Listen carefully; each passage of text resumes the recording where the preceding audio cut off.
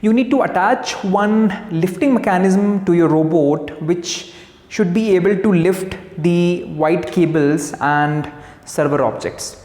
So here, if I talk about my model, I have attached two large motors with the arm in the front, so which is used to lift the white cables and black servers. I'm just tilting the robot, but otherwise these arms will go down and then you'll be able to lift these objects.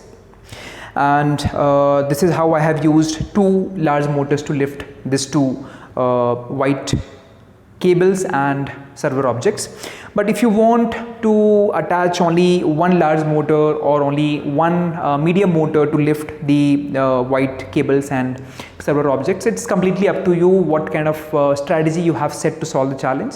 So based on that, you can take a call and do it. You can also change the lifting arm design or the position of the motor, or whatever suits best to your strategy, you can do that.